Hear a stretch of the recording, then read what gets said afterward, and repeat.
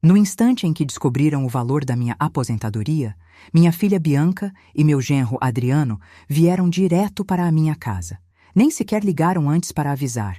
Simplesmente abriram o portão sem cerimônia, entraram pela porta da sala como se fossem os donos do lugar e se sentaram no sofá com aquela expressão que eu conhecia muito bem, infelizmente. Era aquele olhar calculista, aquele olhar que diz que eles estão vindo buscar algo específico, algo que acreditam piamente que pertence a eles. Bianca foi direto ao ponto. Mãe, a gente precisa saber de uma coisa, ela disse, sem nem perguntar, nem como eu estava. Quanto a senhora vai receber todo mês da sua aposentadoria?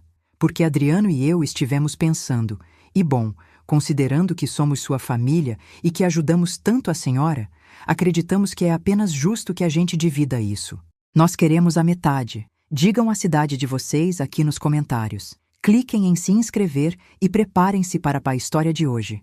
Vamos começar. Olhei para ela em silêncio, sentindo o peso daquelas palavras. 3.000 reais por mês, disse finalmente. Minha voz soou mais calma do que eu esperava. Bianca e Adriano olharam um para o outro e vi os olhos deles brilharem com aquela ganância disfarçada de direito de família. Perfeito, Adriano disse, inclinando o corpo para a frente como um predador. Então isso dá 1.500 reais para nós todo mês. É o mínimo, depois de tudo o que fizemos por você, dona Elsa. A senhora já é mais velha, não precisa de tanto dinheiro assim. Não disse mais nada. Simplesmente me levantei da poltrona com toda a calma do mundo, caminhei em direção ao armário antigo perto da janela e puxei de lá uma pasta preta que estava esperando por esse momento há meses. Era uma pasta grossa, pesada, cheia de documentos que eu tinha reunido exatamente para este dia. Voltei e coloquei a pasta na mesa de centro, bem na frente deles. Então entreguei aquela pasta preta com uma tranquilidade que surpreendeu até a mim mesma. Abram, disse para Bianca. Acho que isso responde tudo o que vocês vieram me pedir hoje. Bianca estendeu a mão com um sorriso confiante, como se esperasse encontrar a escritura da casa ou algum documento confirmando a fantasia dela de controlar o meu dinheiro. Adriano se inclinou sobre o ombro dela para olhar também. E quando abriram aquela pasta, quando os olhos começaram a ler as primeiras páginas, os rostos ficaram pálidos, completamente brancos. O sorriso de Bianca desapareceu como se alguém tivesse arrancado ele da cara dela no tapa. Adriano parou de respirar por um segundo inteiro. Assisti enquanto as mãos deles começavam a tremer, enquanto viravam página após página, lendo cada documento, cada pedaço de prova, cada registro que eu tinha compilado com tanto cuidado. O que é isso?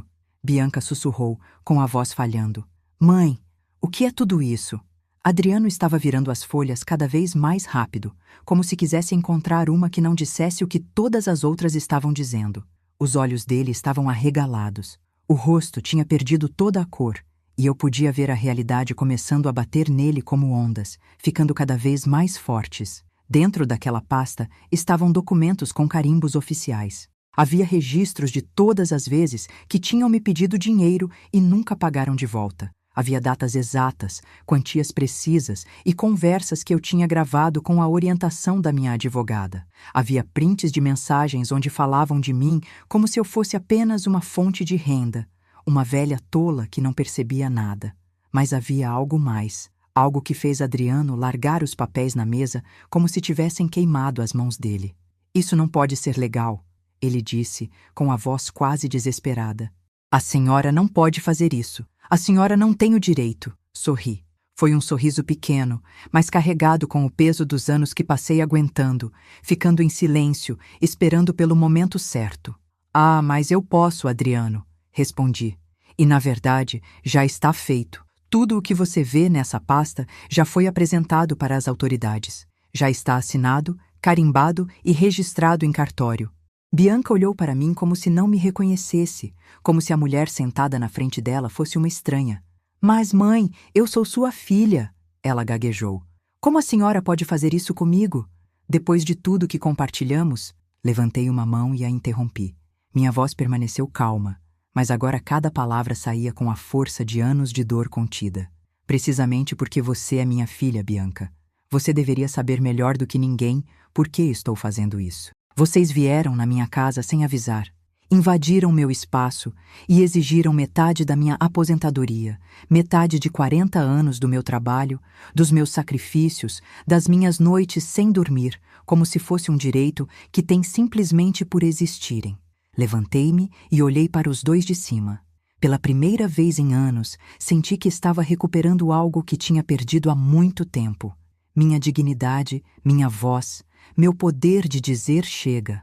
Essa pasta preta contém a verdade inteira sobre quem vocês realmente são e o que fizeram. E agora vão viver com as consequências de terem tratado uma mulher de 70 anos como se não valesse nada mais do que o dinheiro que poderiam arrancar dela. Vocês vão entender que uma mãe pode amar a filha, mas também pode se defender quando essa filha se torna sua pior inimiga. Adriano tentou se levantar, mas levantei um dedo. Sente-se, ordenei. Ainda não terminei de falar. E para minha surpresa, ele sentou, porque naquele momento ambos tinham acabado de entender algo fundamental. A velhinha que eles achavam que podiam manipular não existia mais. No lugar dela estava uma mulher que tinha aprendido a usar a lei, a verdade e sua própria inteligência como as armas mais poderosas que existem. Mas, para entender completamente como cheguei naquele momento, naquela sala de estar, com aquela pasta preta nas mãos e aquela expressão de terror nos rostos da minha filha e do meu genro, preciso voltar para o começo de tudo. Preciso voltar para aquela manhã, apenas algumas semanas antes, quando tudo começou a desmoronar de um jeito que eu já pressentia, mas não queria aceitar. Era uma terça-feira, e lembro-me perfeitamente porque as terças-feiras sempre foram meus dias sagrados de fazer faxina pesada na casa, de colocar tudo rigorosamente em ordem, de manter cada canto deste lar exatamente como deveria ser, limpo e organizado. Acordei às 6 da manhã, como sempre faço, sem precisar de despertador. Passei meu café bem forte e me sentei perto da janela da cozinha para assistir o sol começar a iluminar as ruas do bairro, pois tem algo nesses primeiros momentos do dia que sempre me deu uma paz profunda, aquele silêncio absoluto antes do mundo acordar, quando tudo está quieto e você pode ouvir seus próprios pensamentos sem interrupções. Mas naquela manhã específica, mesmo no meio daquele silêncio reconfortante, senti um peso no peito que não conseguia explicar, uma sensação oprimente de que algo estava prestes a mudar, de que uma tempestade invisível estava se aproximando, e eu estava parada bem no caminho dela. Bebi meu café devagar, deixando o calor da caneca aquecer minhas mãos, porque, aos 70 anos, o frio da manhã parece diferente. Ele entra nos ossos de um jeito que não entrava antes. A casa estava quieta demais, vazia demais, e moro sozinha desde que meu marido morreu, quase 15 anos atrás, e achava que tinha me acostumado com a solidão. Mas tem dias em que o silêncio pesa mais do que outros, dias em que você anda pelos corredores longos e consegue ouvir o eco dos seus próprios passos e percebe, com um aperto no coração, que ninguém mais vai chegar para preencher aquele vazio. Bianca costumava me visitar com mais frequência antes, quando ela era mais jovem, quando ainda não tinha se casado com Adriano, quando ainda olhava para mim com algo que parecia afeto genuíno. Nós saíamos aos domingos. Ela me ajudava com as compras da semana e nós sentávamos e conversávamos por horas sobre tudo e sobre nada. Mas isso foi há muito tempo, tanto tempo atrás, que às vezes me pergunto se realmente aconteceu ou se foi apenas um sonho bonito que minha mente criou para não me sentir tão sozinha. Terminei meu café e comecei com a limpeza. Passei pano em cada canto, tirei o pó de cada móvel, organizei cada objeto que estava milimetricamente fora do lugar, e minhas mãos se moviam automaticamente, fazendo as mesmas tarefas que eu tinha feito milhares de vezes ao longo de décadas, mas minha mente estava em outro lugar, longe dali. Eu estava pensando na notificação do banco que tinha recebido 2 dias antes, informando que o benefício da minha aposentadoria tinha finalmente sido aprovado depois de anos de papelada, de burocracia sem fim no INSS, de uma espera que parecia eterna. R$ 3.000 mensais, esse era o valor depois de 40 anos trabalhando como enfermeira no hospital municipal, depois de plantões duplos exaustivos, depois de noites sem dormir atendendo pacientes, depois de sacrificar minha saúde e meu tempo para ajudar os outros, eu finalmente ia receber o que era meu por direito. Eu deveria estar feliz, deveria ter celebrado com um bolo ou um vinho, mas em vez disso senti medo, um medo gelado na espinha, porque sabia, com aquela certeza que só os anos e a experiência fornecem, que assim que Bianca descobrisse sobre aquele valor, tudo ia mudar, e não para melhor. Passei o resto daquela manhã arrastada, tentando desesperadamente me distrair. Então fui para o quintal e comecei a regar as plantas no pequeno jardim que cultivo nos fundos, pois aquelas plantas são a única coisa que realmente me dá uma alegria pura. Ultimamente, eu observo elas crescerem devagar e elas me lembram diariamente que ainda existe beleza no mundo, apesar de tudo. Por volta do meio-dia, minha vizinha Sara veio me visitar, e Sara tem 65 anos e é a única pessoa nesta rua inteira que ainda tira um tempo sagrado do dia dela para bater no meu portão só para ver como estou, sem segundas intenções. Ela entrou e se sentou comigo na cozinha enquanto eu preparava um café fresco para nós duas. Você parece preocupada, Elsa. Ela me disse enquanto segurava a xícara fumegante com as duas mãos, olhando fundo nos meus olhos. Aconteceu alguma coisa? Respirei fundo e contei a ela sobre a aposentadoria, sobre o dinheiro que eu finalmente ia começar a receber, e principalmente sobre o medo paralisante que eu sentia de que Bianca descobrisse, pois eu sabia que ela não veria aquilo como minha segurança, mas como o luxo dela. Sara ouviu tudo em silêncio absoluto, concordando com a cabeça de vez em quando, processando cada palavra, e quando terminei de desabafar, ela suspirou profundamente e disse finalmente que você tem toda a razão em se preocupar, Elsa. Eu vi como sua filha trata você quando ela aparece por aqui, continuou Sara. Eu vi a arrogância.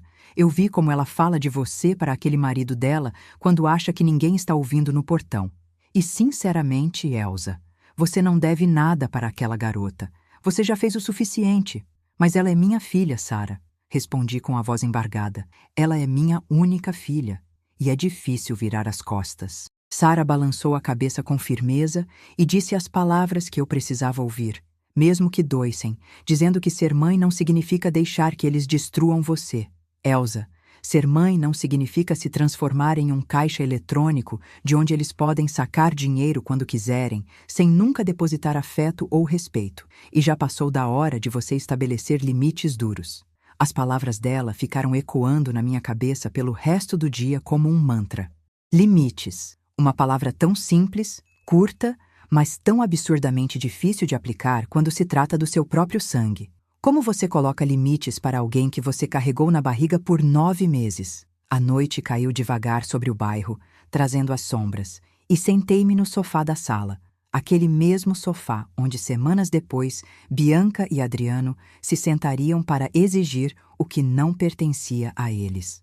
Liguei a televisão para ter algum barulho de fundo, mas não prestei atenção em nada do que estava passando, pois minha mente continuava girando, pensando, planejando e temendo o futuro. Eu sabia que o momento chegaria em breve. Conhecia minha filha bem o suficiente para saber que assim que ela descobrisse sobre o dinheiro, ela viria. E ela viria com exigências, com justificativas ensaiadas, com aquela habilidade tóxica que ela tem de me fazer sentir culpada por coisas que não são minha responsabilidade. Quando a noite já estava fechada, levantei-me e fui até o armário perto da janela, abri a gaveta de baixo e tirei uma pasta vazia, uma pasta preta simples que eu tinha comprado naquele mesmo dia na papelaria da esquina num impulso de intuição.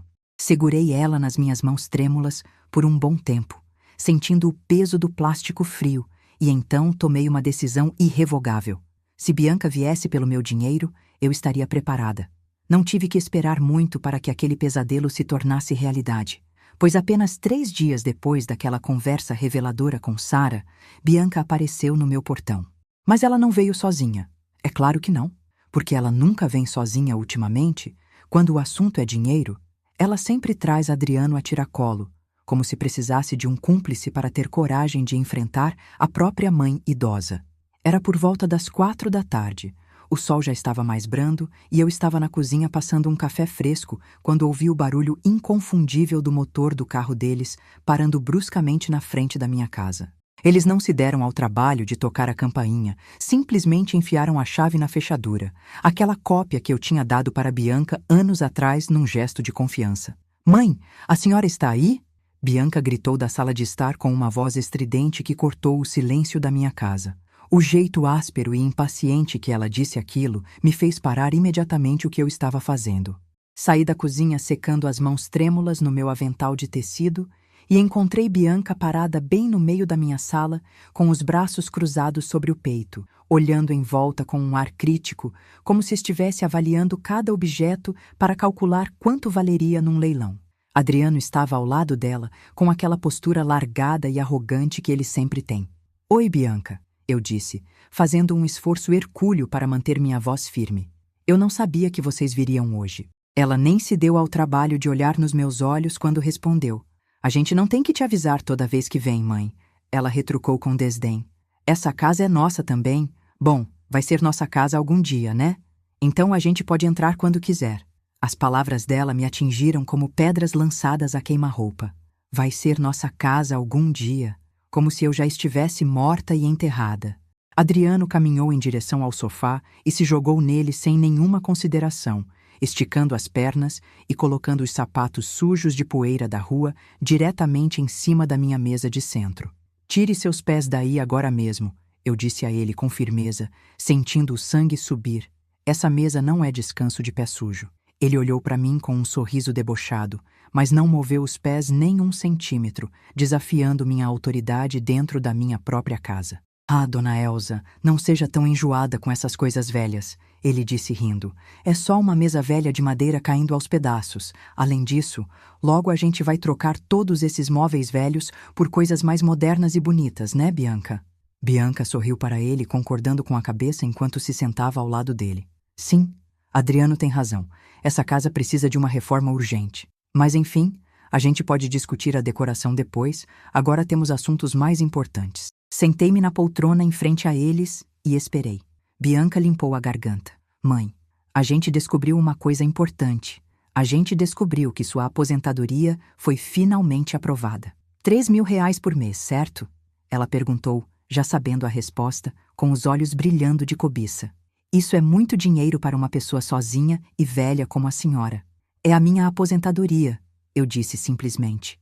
Depois de 40 anos de trabalho duro, é o que tenho direito. Adriano se inclinou para a frente no sofá e disse com uma falsa compreensão que, claro, é o que a senhora tem direito, dona Elsa. Mas a gente também tem que ser realista. A senhora já tem tudo o que precisa para sobreviver. Essa casa já está paga. Seus gastos são mínimos. Enquanto nós, bom, nós temos muitos gastos acumulados, nós temos projetos, nós temos planos. Bianca concordou com entusiasmo. Exatamente, mãe, ela disse. Adriano e eu estivemos pensando muito em abrir um negócio próprio, mas precisamos de capital inicial. E considerando que somos sua única família, pensamos que seria justo a senhora nos ajudar com esse investimento. Nós pensamos, fizemos as contas e achamos que o que é justo é a senhora nos dar R$ 1.500 todo mês. É metade da sua aposentadoria. É um acordo perfeito para todo mundo. E se eu recusar? Perguntei calmamente. O clima na sala mudou imediatamente. Bianca ficou tensa. Eu não acho que a senhora queira recusar, mãe, ela disse devagar, com uma voz que tentava soar doce, mas só soava ameaçadora. Nós somos sua família, mãe. Seria muito triste se, por causa de um pouco de dinheiro, a senhora acabasse completamente sozinha nesta casa grande e vazia. Adriano concordou. Muito triste mesmo, dona Elsa. Por quê? Vamos ser sinceros, quem vai cuidar da senhora quando ficar mais velha? Quem vai estar de olho se acontecer alguma coisa? Nós somos o seu seguro, dona Elsa, e segurança custa caro. Ali estava a ameaça velada, a insinuação suja de que se eu não desse o que eles queriam, eles me abandonariam completamente à própria sorte, como se a presença esporádica deles e as visitas cheias de exigências fossem algum tipo de bênção divina pela qual eu devesse ser eternamente grata. Olhei para eles por um longo e pesado momento. Vi minha filha transformada nessa mulher fria que agora olhava para mim como se eu fosse apenas um meio para conseguir dinheiro fácil. Vi o marido dela, Aquele homem que nunca trabalhou direito na vida, estufando o peito como se tivesse algum direito sobre o meu suor. E naquele momento, enquanto o silêncio gritava na sala, tomei a decisão final dentro do meu coração. Eu não ia me deixar ser intimidada por chantagem emocional. Não ia permitir que eles me transformassem na fonte de renda vitalícia deles. Vocês estão me ameaçando? Perguntei diretamente, interrompendo o silêncio com uma voz que tremia de indignação. Vocês estão tendo a coragem de ameaçar uma mulher de 70 anos, a própria mãe, dentro da casa dela? Bianca riu, mas foi uma risada forçada, nervosa, desviando o olhar para a janela. Não seja ridícula, mãe, ela disse, tentando minimizar a gravidade do que tinham acabado de insinuar. Ninguém está te ameaçando de nada. Credo, que exagero. A gente só está explicando com clareza como as coisas funcionam no mundo real. A senhora precisa mais da gente do que a gente precisa da senhora. Levantei-me então da poltrona, reunindo toda a dignidade que me restava, e apontei para a saída com a mão firme. Eu acho que está na hora de vocês irem embora agora mesmo, eu disse. E não foi um pedido, foi uma ordem.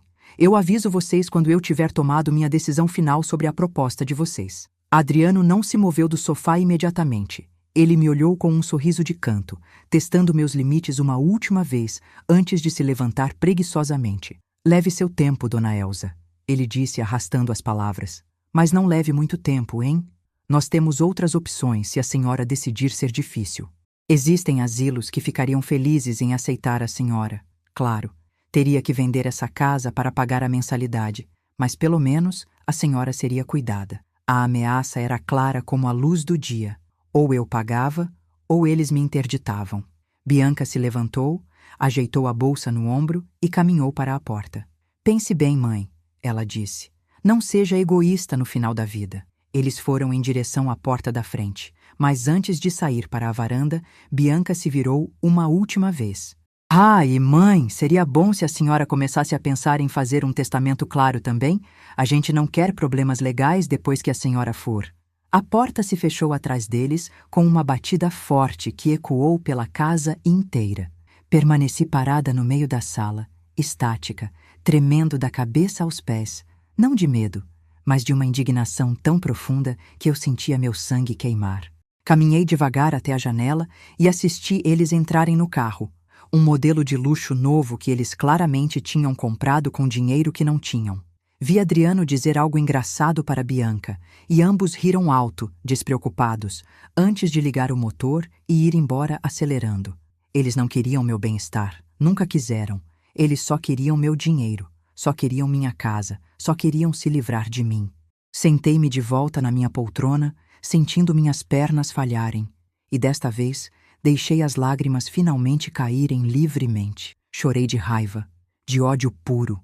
Chorei porque minha única filha me via como um estorvo, mas depois de chorar tudo o que tinha para chorar, enxuguei minhas lágrimas com as costas da mão e tomei uma decisão irrevogável. Se eles queriam jogar sujo, eu podia jogar ainda mais sujo.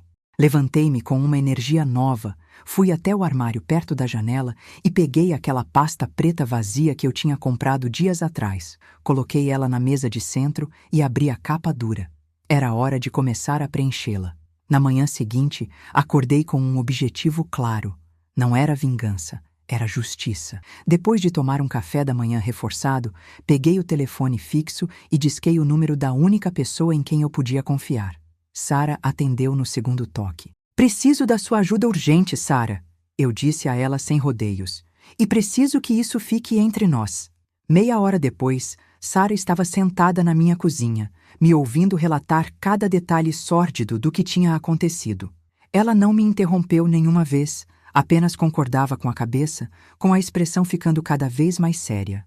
Quando terminei, ela colocou a xícara na mesa com força e disse com firmeza que aquela garota precisa de uma lição que ela nunca vai esquecer, Elsa. E aquele marido encostado dela também. O que você precisa que eu faça? Eu preciso de testemunhas, eu disse. Eu preciso de mais alguém, além de mim, sabendo exatamente o que está acontecendo aqui dentro. Porque se eles tentarem cumprir a ameaça de declarar que eu estou senil, eu preciso de pessoas que possam provar o contrário. Sara concordou imediatamente. Conte comigo, ela disse segurando minha mão. E eu conheço 3 outras vizinhas antigas da rua que também estariam dispostas a ajudar, pois todas nós vimos como sua filha trata você com desdém no portão. Naquela mesma tarde, liguei para o escritório de advocacia que fica a 2 quarteirões da minha casa e pedi uma consulta urgente.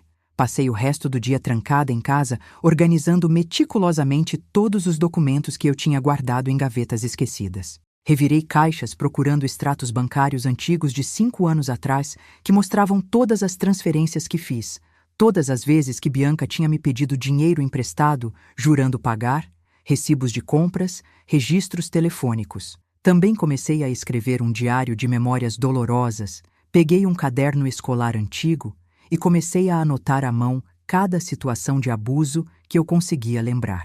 Anotei datas, horários, locais, frases exatas. E descobri que lembrava de muito mais do que pensava. Anos de grosserias acumuladas que eu vinha ignorando porque, no fundo, nenhuma mãe quer admitir para si mesma que sua própria filha é capaz de tratá-la daquele jeito. No dia seguinte, logo cedo, vesti minhas melhores roupas e fui caminhando até o escritório de advocacia. A advogada que me atendeu se chamava Catarina Reis, uma mulher elegante de cerca de 50 anos, com olhos gentis e atentos. Sentei-me na cadeira à frente dela e contei tudo, absolutamente tudo. Relatei cada ameaça velada de abandono, cada plano cruel de me colocar num asilo. Doutora Catarina tomou notas meticulosamente, sem demonstrar surpresa, apenas puro foco profissional. Quando terminei, ela largou a caneta e olhou diretamente nos meus olhos.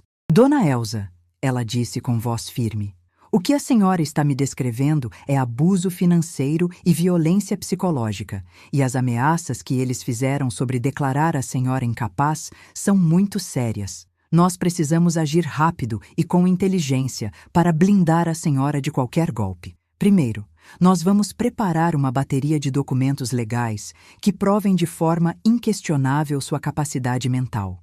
Segundo, vamos documentar todo o histórico de abuso financeiro. Terceiro, vamos revisar seu testamento atual imediatamente e fazer um novo que reflita seus verdadeiros desejos. E se eles tentarem me impedir? Perguntei com a voz trêmula.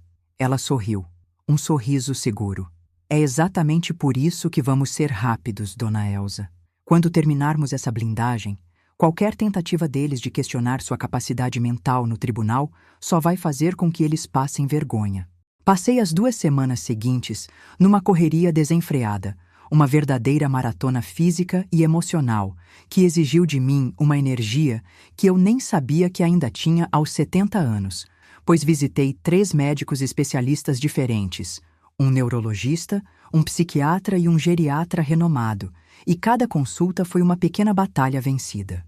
Sentei-me em salas de espera frias com revistas antigas, respondi a dezenas de perguntas que pareciam óbvias, mas eram cruciais, como que dia é hoje, quem é o presidente, quanto é 7 vezes 7, e cada resposta correta era um tijolo a mais na muralha que eu estava construindo para me proteger. Cada um desses profissionais, depois de exames minuciosos e testes cognitivos exaustivos, me entregou laudos médicos detalhados, carimbados e assinados, atestando minha completa lucidez mental, minha capacidade cognitiva intacta e minha total aptidão para gerir minha própria vida civil e financeira sem a tutela de ninguém. Além disso, fiz avaliações psicológicas extras que passei sem nenhum problema, provando que minha memória e meu julgamento estavam afiados como navalha. Voltei para o bairro e, com a ajuda preciosa de Sara, consegui declarações por escrito e com firma reconhecida em cartório dela e de 4 outras vizinhas antigas, mulheres honestas que me conheciam há décadas, testemunhando formalmente sobre meu estado mental impecável e, mais importante, sobre o comportamento abusivo, agressivo e negligente de Bianca e Adriano, que elas presenciaram ao longo dos anos nas calçadas e varandas. Enquanto isso, a doutora Catarina trabalhou sem parar no escritório dela, preparando a parte burocrática da minha defesa com a precisão de uma cirurgiã. Ela redigiu documentos legais, revogando imediatamente qualquer procuração antiga que Bianca pudesse ter em alguma gaveta empoeirada que lhe desse poderes sobre minhas decisões médicas ou acesso às minhas contas bancárias, cortando qualquer laço de poder que ela achasse que tinha. Ela criou um novo testamento, um documento robusto e blindado, onde eu especificava exatamente, vírgula por vírgula, como eu queria que meus bens fossem divididos, inserindo cláusulas de indignidade que impediriam Bianca de contestar qualquer coisa na justiça, alegando esquecimento ou erro. Ela escreveu cartas formais, notificações extrajudiciais prontas para serem enviadas, estabelecendo limites claros e legais sobre a entrada deles na minha propriedade, transformando minha casa, que antes era a casa da mãe, em uma propriedade privada com regras rígidas de acesso. Também tomei uma medida prática de segurança que nunca imaginei precisar contra minha própria família. Contratei um técnico de confiança e instalei câmeras de segurança discretas e modernas dentro da minha casa. Elas não eram óbvias, ficavam camufladas entre livros na estante e perto das plantas, mas cobriam com alta definição todas as áreas principais de convivência: a sala de estar onde as discussões aconteciam, a cozinha e a entrada principal. Catarina tinha me aconselhado com firmeza a gravar qualquer interação futura, pois em casos de abuso doméstico e extorsão, a palavra da vítima muitas vezes precisa do suporte da imagem e do som para não deixar dúvidas. E então, com tudo pronto, com a pasta preta agora recheada de munição legal e moral, sentei-me e esperei, sentindo o coração bater num compasso de expectativa e temor, pois chegou o momento que eu sabia, com a precisão de um relógio, que viria. Uma tarde, mais ou menos 3 semanas depois da última visita deles, o silêncio da minha casa foi quebrado violentamente quando Bianca e Adriano apareceram no meu portão de novo. Mas desta vez, eles nem se deram ao trabalho de usar a chave ou tentar parecer civilizados. Simplesmente esmurraram a porta da frente com tanta força, com tanta raiva contida, que a madeira vibrou nas dobradiças, quase como se quisessem derrubar tudo e invadir à força, sem nenhum respeito pelo meu lar ou pela minha idade. Abri a porta devagar, mantendo a corrente de segurança por um momento, e encontrei eles parados na minha varanda, suando, ambos com caras de poucos amigos, com expressões de impaciência e agressividade que me deram um frio na espinha, mas que eu estava pronta para enfrentar. Já passou tempo suficiente, mãe, Bianca disse sem nem dizer oi ou boa tarde, atropelando qualquer tentativa de educação. A gente veio buscar sua resposta definitiva agora mesmo. A senhora vai dar o dinheiro pra gente todo mês ou não? Vai cumprir com sua obrigação de mãe ou vai nos virar as costas? Destranquei a porta completamente e abri passagem, olhando nos olhos dela com uma calma que eu não sentia por dentro. Entrem. Eu disse a eles calmamente, gesticulando para a sala de estar. Acho que está na hora de termos uma conversa muito séria e definitiva sobre tudo isso. Eles entraram na minha sala com aquela atitude de donos que eu conhecia tão bem e detestava, marchando para dentro sem limpar os pés. Adriano foi imediatamente para o sofá, jogando-se nele com força, ocupando todo o espaço, cruzando os braços e me encarando com desafio. Bianca permaneceu de pé no meio do tapete, batendo o pé no chão, olhando para mim com uma impaciência palpável, como se minha mera presença a irritasse. Então, qual é a sua decisão? Ela perguntou secamente, cruzando os braços sobre o peito. A senhora vai ajudar ou vai dificultar nossa vida? Caminhei devagar até a minha poltrona habitual e me sentei, ajeitando a saia, plenamente consciente de que cada palavra dita, cada gesto brusco deles, cada tom de ameaça estava sendo gravado pelas câmeras que eles não sabiam que existiam escondidas na estante. Respirei fundo, mantendo minha voz calma, quase neutra, controlando a tremedeira das mãos. Estive pensando muito sobre a proposta de vocês nas últimas semanas. Comecei, escolhendo as palavras com cuidado cirúrgico, analisei tudo o que vocês disseram, tudo o que exigiram, e cheguei a algumas conclusões muito importantes para o nosso futuro. Bianca sorriu de canto, um sorriso vitorioso e arrogante, claramente acreditando que tinha vencido pelo cansaço e pelo medo. Eu sabia que a senhora ia cair na real, mãe, ela disse triunfante. Eu sabia que a senhora não ia querer terminar sozinha num asilo, que ia perceber que precisa da gente. Mas eu não deixei ela continuar o discurso de vitória. Levantei a mão pedindo silêncio. Eu concluí que vocês não têm direito nenhum ao meu dinheiro, disse olhando nos olhos dela. Concluí que as ameaças de abandono que vocês fizeram são inaceitáveis, imorais e ilegais, e que o comportamento de vocês comigo por anos tem sido abusivo, tóxico e manipulador. O silêncio que se seguiu à minha fala foi denso, pesado como chumbo, preenchendo cada canto da sala. Bianca olhou para mim de boca aberta, piscando, como se não tivesse entendido minhas palavras direito, como se eu tivesse falado em outra língua. Adriano se ajeitou no sofá, a expressão dele mudando de relaxada e debochada para tensa e perigosa em um segundo. "O que a senhora disse?" Bianca perguntou, com a voz perigosamente baixa, quase um sussurro. "A senhora tem noção do que está falando?" Levantei-me da poltrona sem responder e caminhei até o armário perto da janela. Abri a porta de madeira e tirei a pasta preta, agora grossa, pesada e volumosa, com todos os documentos que eu tinha juntado meticulosamente nas últimas semanas. Segurei ela nas minhas mãos com firmeza, sentindo o peso do papel, sentindo o poder que ela representava, a minha alforria. Virei-me para eles. "Eu disse que vocês não vão receber nem um centavo da minha aposentadoria." Repeti com voz firme e clara, para que o áudio ficasse perfeito. "E não só isso, vocês vão parar de entrar na minha casa quando quiserem. Vocês vão me devolver a chave que têm agora mesmo, e vão começar a me tratar com o respeito que eu mereço como mãe e como ser humano." Adriano pulou de pé num salto, com o rosto vermelho. "A senhora não pode falar com a gente assim!" ele gritou, avançando um passo. "A senhora não pode nos expulsar! Nós somos sua família! Temos direitos!" Caminhei de volta para o meu lugar, ignorando a agressividade dele, e coloquei a pasta preta na mesa de centro, bem na frente deles, com um baque surdo. Empurrei suavemente o objeto em direção a Bianca. "Abram", eu disse a ela com autoridade. "Acho que isso responde tudo o que vocês vieram me pedir hoje." Bianca olhou para a pasta preta como se fosse um bicho peçonhento, prestes a dar o bote. As mãos dela tremeram levemente quando ela estendeu os dedos com as unhas feitas para tocar a capa de plástico frio, e eu pude ver a garganta dela se mover num gole seco de nervosismo antes de finalmente abrir o dossiê. Adriano se aproximou imediatamente, quase subindo em cima dela no sofá, inclinando-se sobre o ombro da esposa para ver o conteúdo proibido com os olhos arregalados de curiosidade e temor.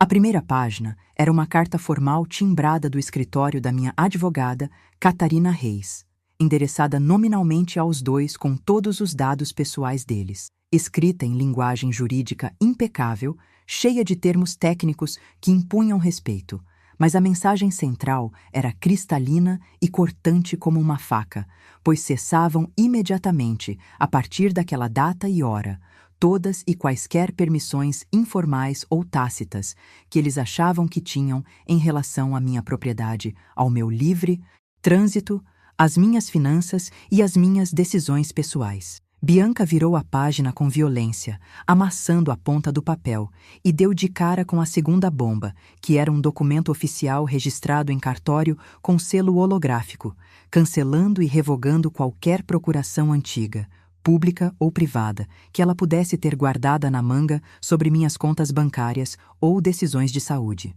Os olhos dela corriam rápidos e frenéticos sobre as linhas digitadas, e eu assisti com uma satisfação fria o rosto dela perder a cor, gradativamente a cada parágrafo que lia, transformando a arrogância em pânico puro.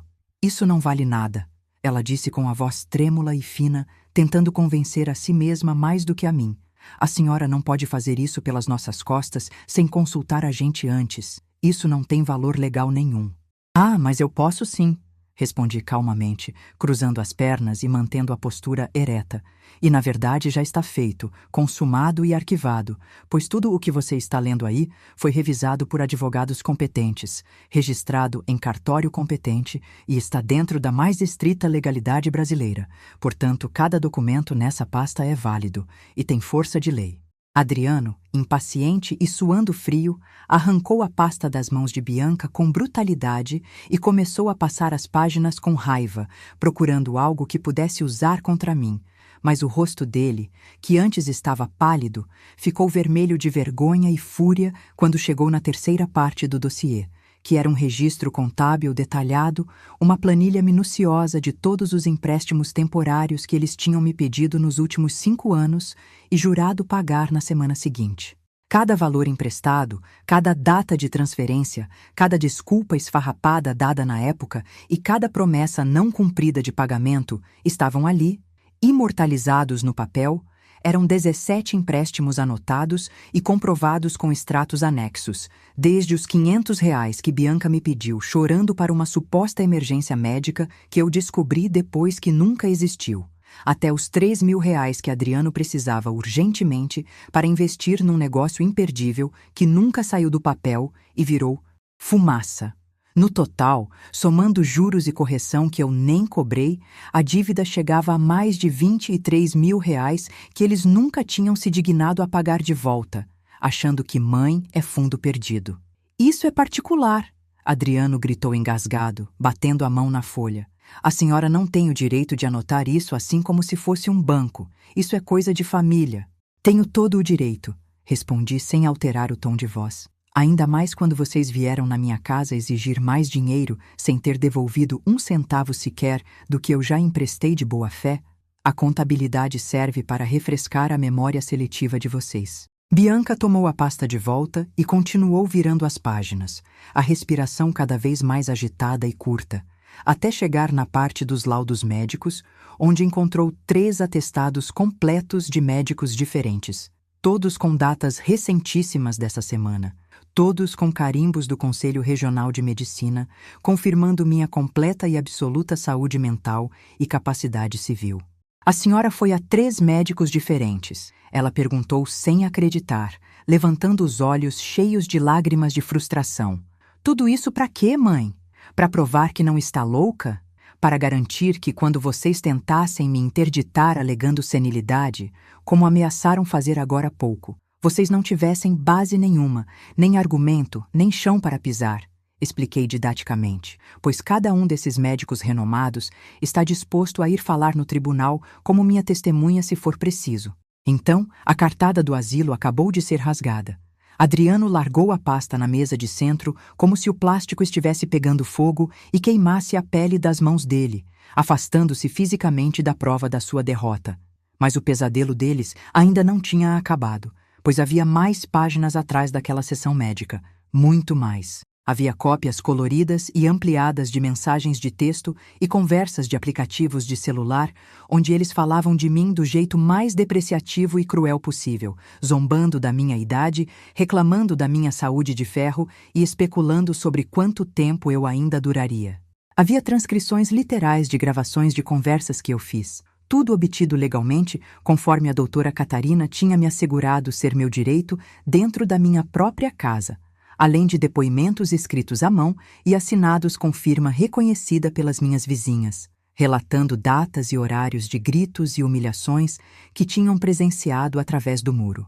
E na última seção da pasta, protegida por uma capa transparente, estava o documento que realmente deixou eles sem fala, pálidos como cera e trêmulos, a cópia fiel do meu Novo Testamento, recém-lavrado e registrado. Eles tinham lido o cabeçalho e, com extremo cuidado e descrença, foram descendo os olhos pelas cláusulas onde eu deixava muito claro, em negrito e caixa alta, que a casa, o carro, as economias e todos os meus bens materiais seriam doados integralmente para instituições de caridade idôneas e abrigos de animais no exato momento da minha morte. Para Bianca, minha única herdeira natural, eu deixava especificada uma quantia simbólica e irrisória de R$ 1.000, apenas para constar que não houve esquecimento, mas sim vontade expressa, nada mais além disso. A senhora está me deserdando, Bianca sussurrou com um fio de voz, levantando os olhos cheios de lágrimas que eu não sabia dizer se eram de raiva genuína ou apenas do choque de ver a herança evaporar. A senhora tem coragem de fazer isso comigo? Eu sou sua filha, mãe. Eu sou sua única filha, seu único sangue neste mundo. E você me tratou como um banco 24 horas durante anos.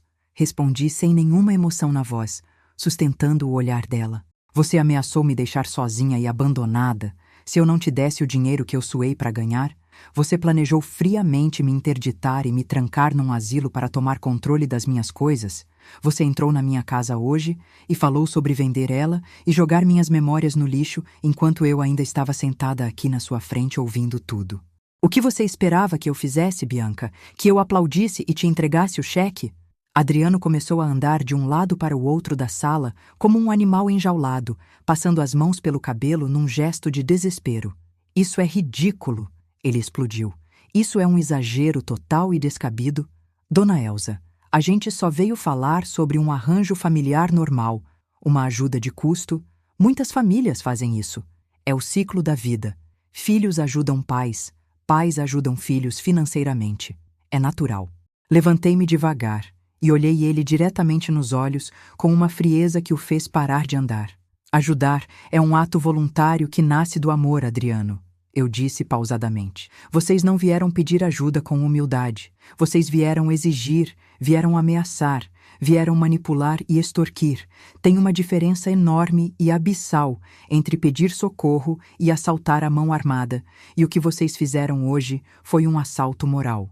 Bianca fechou a pasta com uma batida seca que ecoou como um tiro no silêncio tenso da sala. As mãos dela tremiam tanto de raiva e frustração reprimida que ela mal conseguia segurar o plástico preto, e os nós dos dedos estavam brancos de tanta força que fazia para não rasgar os papéis. A senhora fez isso de propósito para machucar a gente, ela sibilou com veneno escorrendo no canto da boca. A senhora planejou tudo isso friamente para nos punir e humilhar, só porque tivemos a coragem de pedir o que é nosso por direito de herança e sangue. O que é de vocês? Repeti a pergunta com uma descrença genuína, sentindo o absurdo daquela afirmação bater no meu peito como um martelo. 40 anos do meu trabalho suado em turnos de 12 horas no hospital são de vocês. Minha casa que eu paguei tijolo por tijolo, com meu próprio esforço solitário depois que fiquei viúva, é de vocês? Minha aposentadoria que eu ganhei depois de décadas de sacrifício, cuidando de doentes e limpando feridas, é de vocês? Eu sou sua filha, Bianca gritou, levantando-se. Do sofá num salto brusco, com o rosto transtornado e as veias do pescoço saltadas. Isso deveria significar alguma coisa sagrada. Depois de tudo que passamos juntas, depois de toda a vida, é assim que a senhora me paga, com desprezo e deserdamento total? Olhei para ela por um longo e doloroso momento, tentando desesperadamente encontrar algum traço da menina doce que eu criei com tanto amor. Vi a menininha de tranças que costumava sentar no meu colo nos dias de chuva e pedir para eu ler histórias. De princesas, mas todas aquelas versões da minha filha pareciam ter morrido, desaparecido na neblina do tempo, substituídas por essa mulher estranha, fria e materialista, que só via valor em coisas que podiam ser vendidas. Ser minha filha deveria significar que você me ama por quem eu sou, Bianca. Eu disse com a voz embargada pela tristeza profunda, mas mantendo a firmeza de quem sabe que está certa, não pelo que eu tenho no banco ou na escritura do imóvel. Deveria significar que você se importa com meu bem-estar, com minha saúde, com minha felicidade, tanto quanto se importa com o seu próprio umbigo e com os caprichos do seu marido. Deveria significar respeito mútuo, carinho desinteressado, consideração humana básica. Mas anos atrás, em algum ponto que eu perdi no caminho, você parou de me ver como sua mãe, como uma pessoa com sentimentos, e passou a me ver apenas como uma carteira aberta, um recurso natural a ser explorado até a última gota. Isso não é verdade, Bianca soluçou alto, tentando fazer uma cena dramática digna de novela. Mas as lágrimas dela não me comoveram mais, pois eu sabia lá no fundo que eram lágrimas de quem perdeu o brinquedo caro, não de quem perdeu o amor da mãe. Eu tinha chorado vezes demais sozinha nessa casa vazia, me perguntando onde eu tinha falhado na educação, me perguntando o que eu tinha feito de errado para minha filha se transformar nisso. Adriano, percebendo que a tática da pena e do choro não estava funcionando, mudou a postura corporal e se aproximou de mim com passos pesados e uma expressão que tentava ser fisicamente ameaçadora, invadindo meu espaço vital como se quisesse me intimidar pelo tamanho. A senhora vai se arrepender amargamente disso, Dona Elsa. Ele rosnou com o dedo em riste apontado para o meu rosto. Vai se arrepender de ter tratado a gente como inimigo. Nós vamos anular esse testamento na justiça, custe o que custar. Vamos contratar advogados e provar que alguém fez a cabeça da senhora, que a senhora está sendo manipulada e coagida por essas vizinhas fofoqueiras. Respirei fundo e, com um movimento lento e deliberado, apontei para os cantos superiores da sala, onde as lentes escuras das câmeras estavam camufladas entre os livros. Vão em frente, Adriano. Tentem a sorte, eu disse com um sorriso gelado de triunfo. Cada palavra que vocês disseram hoje, cada grito, cada ameaça de abandono, cada insulto foi gravado em áudio e vídeo de alta definição. Se vocês quiserem ir para a justiça, eu vou adorar mostrar para o juiz todas as provas irrefutáveis que eu juntei nesta tarde inesquecível. Bianca seguiu a direção do meu dedo trêmulo e seus olhos se fixaram nas pequenas lentes escuras das câmeras discretas, instaladas no alto da estante, camufladas entre os livros de receitas e os vasos de violetas, e a expressão dela mudou instantaneamente de uma fúria vermelha e quente para um pânico branco e gelado em fração de segundos, como se o chão tivesse desaparecido sob os pés dela. A senhora estava gravando a gente esse tempo todo? Ela perguntou com a voz falhando, recuando um passo como se tivesse levado um tapa físico. A senhora teve a coragem de nos gravar dentro da sua casa sem a nossa permissão expressa? Tem uma placa de metal muito clara parafusada no portão de entrada. Eu respondi com uma calma letal, cruzando os braços e sustentando o olhar dela. É pequena, discreta, mas está perfeitamente visível, e dentro da lei vigente ela diz claramente, em letras pretas sobre fundo amarelo, sorria. Você está sendo filmado, mas vocês nunca se deram ao trabalho de ler ou de prestar atenção nos detalhes, porque nunca se deram ao trabalho de prestar atenção em nada nesta casa que não fosse o que vocês queriam tirar daqui com ganância. A sala mergulhou em um silêncio absoluto e pesado, um silêncio denso e sufocante, cheio de tudo o que nunca tínhamos dito um para o outro por anos a fio, e que agora pairava no ar como uma nuvem tóxica. Bianca olhou para a pasta preta na mesa como se fosse o atestado de óbito definitivo do nosso relacionamento de mãe e filha, enquanto Adriano olhou para as câmeras com uma cara de derrota humilhante que ele tentava, sem sucesso, esconder atrás da máscara de raiva masculina ferida.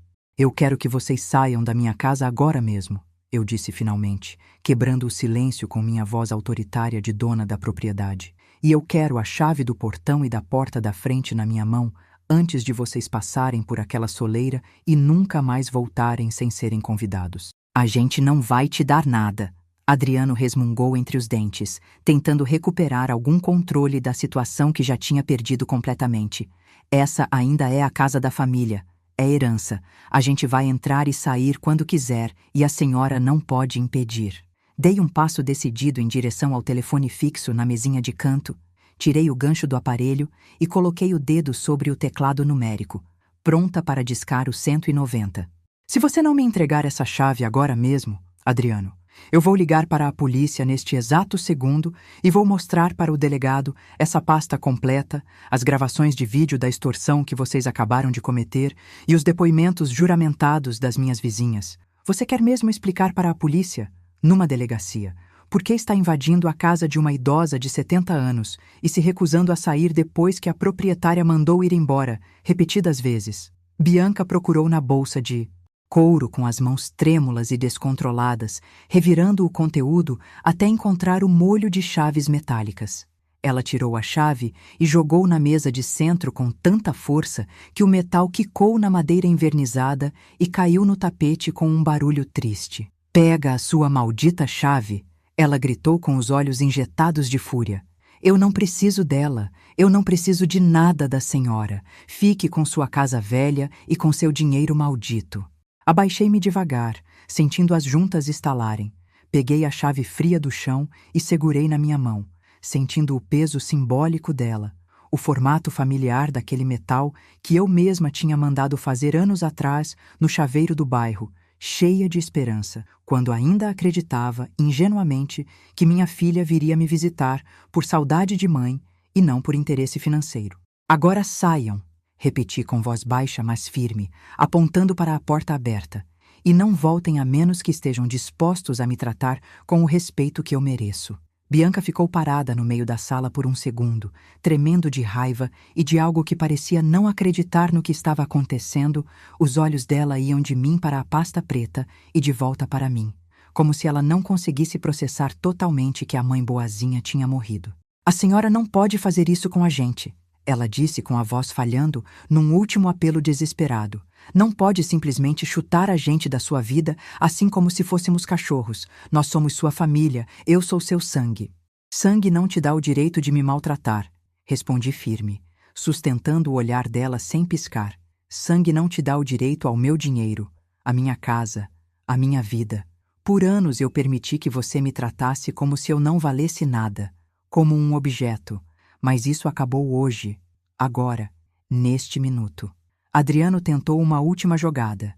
A expressão dele mudou drasticamente, ficando mansa e conciliadora de repente, num teatro patético. Olha, dona Elsa, ele disse com voz suave, acho que estamos todos um pouco nervosos e alterados, porque a gente não se acalma, senta e conversa igual gente grande. Talvez tenha sido um grande mal-entendido, talvez a gente tenha se expressado mal. Não teve mal-entendido nenhum, Adriano. Cortei a fala dele com um gesto brusco. Vocês vieram aqui com um plano claro.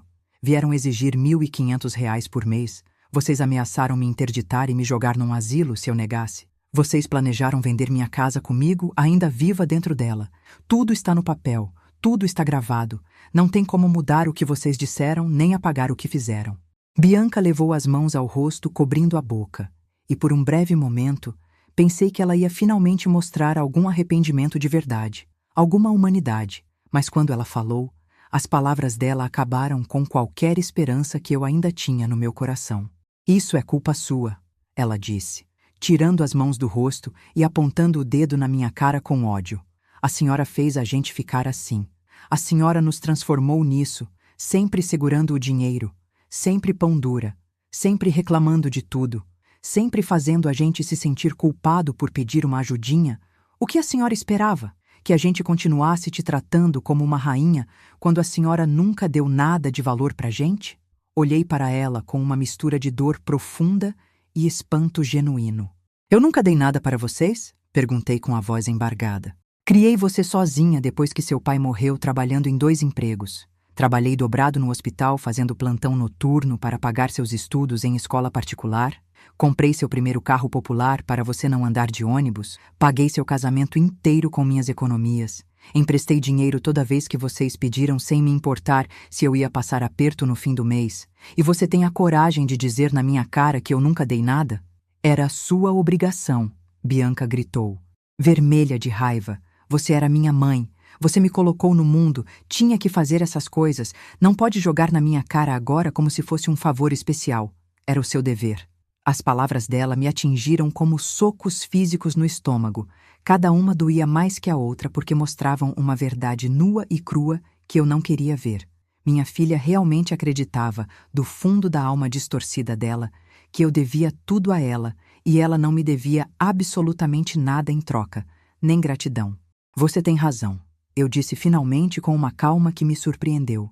Era minha obrigação criar você, educar, dar o que precisava quando era criança indefesa. Mas você deixou de ser criança há mais de 20 anos, Bianca. E em algum momento, a obrigação de mãe vira troca de adultos, vira respeito, vira amor que vai e volta. Mas você só aprendeu a pegar, a sugar. Nunca aprendeu a dar ou a agradecer. Adriano encostou em Bianca e pôs a mão no ombro dela, puxando-a para a saída. Vamos, amor, ele disse com desprezo. Não adianta falar com ela. Ela já está caduca. Já deixou claro o que pensa da gente. Eles foram para a porta arrastando os pés, mas antes de sair para a varanda, Bianca virou uma última vez. Os olhos estavam vermelhos, a cara inchada de raiva. A senhora vai se arrepender disso, mãe, ela disse com voz profética. Quando estiver velha e doente e não tiver ninguém para te dar um copo d'água, vai lembrar desse dia e vai se arrepender amargamente de ter escolhido seu dinheiro em vez da sua própria filha.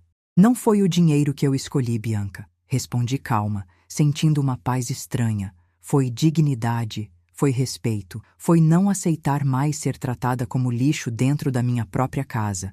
E se isso significa ficar sozinha, Eu prefiro 1000 vezes a solidão do que a companhia podre e tóxica de vocês. A porta bateu com tanta força que as paredes tremeram e um quadro torto na parede se moveu. Fiquei parada no meio da sala, ouvindo o barulho do carro cantando pneu na rua, acelerando para longe. Só então minhas pernas fraquejaram e eu desabei. Caí na poltrona de couro sintético, tremendo como uma folha de papel ao vento, sentindo o suor frio escorrer pelas minhas costas, enquanto o silêncio voltava a reinar na sala. Mas agora era um silêncio diferente, pesado, carregado com o eco dos gritos e das verdades brutais que tinham sido ditas minutos antes. Sarah apareceu na porta da cozinha quase imediatamente, como um anjo da guarda que estava de plantão, pois ela tinha ficado escondida na área de serviço o tempo todo, pronta para intervir se a discussão ficasse física ou perigosa. Ela correu até mim com o rosto cheio de preocupação, segurou minhas mãos geladas e perguntou com voz suave se eu estava bem, se eles tinham me machucado. Balancei a cabeça negativamente, incapaz de falar por um momento, sentindo um nó gigante na garganta que me impedia de respirar direito. Você conseguiu, Elsa? Ela perguntou baixinho, alisando meu braço para me acalmar.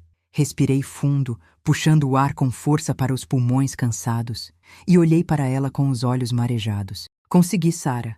Respondi com um fio de voz que foi ganhando força aos poucos. Eu mostrei tudo para eles, joguei a pasta na mesa, dei a chance de verem quem eles realmente são no espelho, mas eles quebraram o espelho. Sarah sentou do meu lado no braço do sofá e me abraçou de lado, um abraço apertado e solidário de quem entende a dor de mãe sem precisar de explicações. E como você se sente? Ela quis saber, olhando fundo nos meus olhos. Pensei por um longo minuto, ouvindo as batidas descompassadas do meu coração irem se acalmando, e a resposta veio límpida e surpreendente. Livre, eu disse, saboreando a palavra na boca, pela primeira vez em anos. Me sinto livre, Sarah, como se tivesse tirado uma mochila de pedras das costas, mas a liberdade tem um preço alto e dói. E eu estava prestes a descobrir exatamente que preço alto era esse nas semanas seguintes, porque Bianca e Adriano não iam desistir tão fácil da galinha dos ovos de ouro. Eles não iam aceitar a derrota humilhante e a perda do dinheiro sem tentar me destruir no processo, sem tentar se vingar da velha que ousou dizer não. Nos dias que se seguiram, meu telefone fixo e meu celular não pararam de tocar um minuto sequer. Eram números desconhecidos, chamadas restritas, tentativas insistentes de contato que eu não atendia por orientação da advogada. Eles deixavam recados na caixa postal, dezenas deles, uma montanha-russa de emoções manipuladoras. Alguns eram de Bianca chorando copiosamente e pedindo perdão, dizendo que me amava e que estava desesperada. Outros eram de Adriano gritando e ameaçando que eu ia pagar caro. Outros eram de pessoas estranhas alegando ser advogados da família, mas que falavam gírias e claramente não eram profissionais de verdade. Sarah e as outras vizinhas se revezaram num esquema de plantão para ficar comigo, garantindo que eu nunca estivesse completamente sozinha em casa, principalmente à noite. Chamei um chaveiro de confiança e troquei o miolo de todas as fechaduras das portas e portões. Reforcei a segurança das janelas e mantinha o celular sempre carregado no bolso do avental com o número da polícia na descagem rápida. Uma semana depois do confronto, o carteiro bateu palmas no meu portão e me entregou um envelope pardo com aviso de recebimento. Minhas mãos tremeram ao assinar o papel. Era uma notificação extrajudicial de um escritório de advocacia que eu não conhecia, mas o conteúdo era claro. Bianca e Adriano estavam me processando. Eles alegavam formalmente que eu não estava em pleno gozo das minhas faculdades mentais, que eu tinha sido coagida e manipulada por terceiros mal-intencionados para mudar meu testamento e me afastar da família. E o mais absurdo de tudo, alegavam que eu devia dinheiro a eles por supostos serviços de cuidados e acompanhamento que eles diziam ter me prestado nos últimos 10 anos. Levei a carta imediatamente para a doutora Catarina, sentindo meu estômago embrulhar de nervosismo. Ela leu o documento com uma expressão impassível, quase entediada, fazendo anotações rápidas no caderno dela.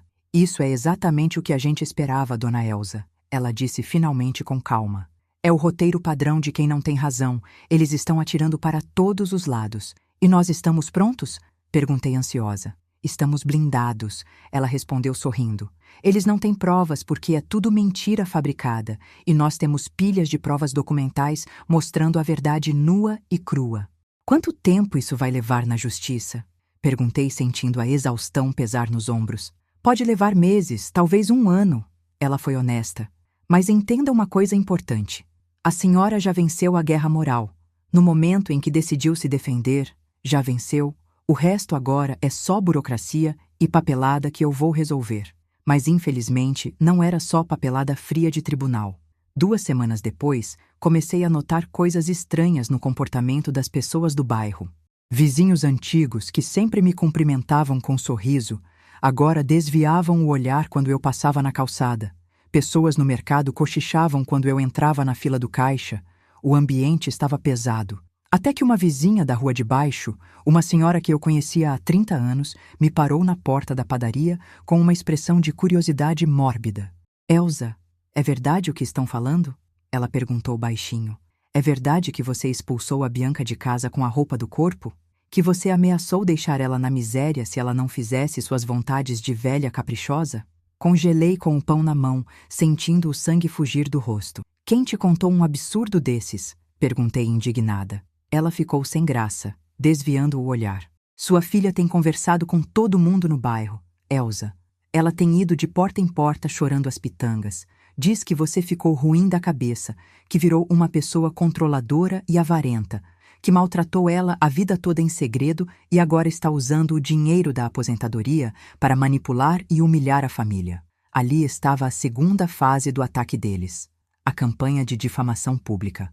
Bianca, sabendo que tinha perdido o controle sobre mim, estava tentando destruir minha reputação, contando a versão distorcida dela para todo mundo que quisesse ouvir, se fazendo de vítima indefesa e me pintando como a vilã cruel da história. E o pior de tudo é que tinha gente acreditando nela. Gente que me conhecia há décadas estava duvidando de mim. E no que você acredita? Perguntei na lata para a vizinha, olhando nos olhos dela. Ela gaguejou, desconfortável. Eu não sei, Elsa. Te conheço há anos e sei que você é boa pessoa, mas ela é sua filha, sangue do seu sangue. Por que ela mentiria sobre algo tão grave assim? Porque ela quer meu dinheiro. Respondi simples e direto, sem me justificar demais, porque eu cansei de ser explorada financeiramente e fechei a torneira, porque coloquei limites e ela não aceitou ouvir não. A mulher concordou devagar com a cabeça, mas vi a dúvida plantada na cara dela. Bianca tinha espalhado o veneno com eficácia. As semanas seguintes foram duras, solitárias e tristes. A difamação não parou no boca a boca do bairro. Ela foi para a internet. Um dia, Sara chegou na minha casa com o celular na mão, pálida como um fantasma. Elsa, você precisa ter estômago para ver isso, ela disse. Era uma postagem no Facebook que Bianca tinha feito em modo público, acompanhada de uma foto minha antiga, onde eu parecia cansada e abatida, tirada num dia que eu estava gripada. O texto era um melodrama vitimista. Minha mãe de 70 anos me tirou da vida dela porque eu não quis dar todo o meu salário para ela, dizia a mentira deslavada. Cuidei dela por anos com amor e carinho, visitei, apoiei na viuvez e agora que ela pegou uma bolada de dinheiro atrasado na aposentadoria, virou outra pessoa, uma estranha irreconhecível. Ela está sozinha hoje porque afastou todo mundo que a amava de verdade com sua amargura. Por favor, amigos, rezem por ela.